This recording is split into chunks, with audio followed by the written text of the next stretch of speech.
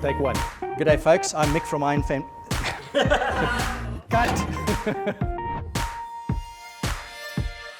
G'day folks, I'm Mick van Zyl from Ironman 4x4. This here is a strut type shock absorber. It is the front shock absorber on a Toyota Hilux, and it is very similar to just about every front shock absorber on all the most popular four-wheel drive vehicles that we currently have in South Africa.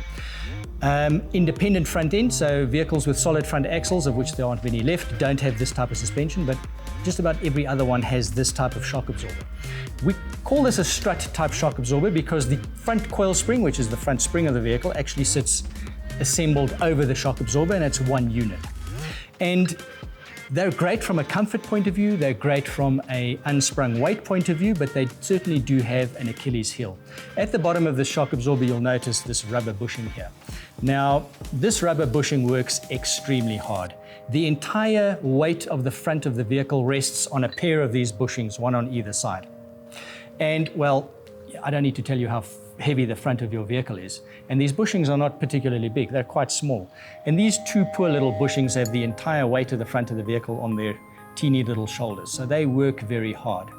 Now, the fact of the matter is that they are not a lifetime product. They are a serviceable product. And in fact, in many of the motor manufacturers' service schedules, they have to check these bushings regularly for wear and replace them.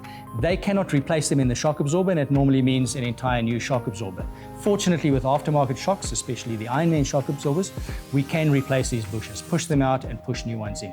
How do you know that the agents are checking your bushings? And if they see a white Ironman shock absorber there, are they actually going to check? You don't know. It's up to you to check this. It is a safety critical item.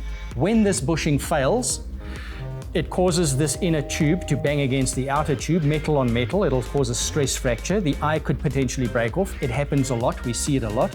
And if that happens at speed through a corner on a highway, well, I don't need to tell you that that could spoil your entire day. So it's up to you to check this bushing. If you don't know what you're looking at, by all means contact us or take it to a reputable four-wheel drive center and get them to check this bushing and see if it needs replacing. It could save your life.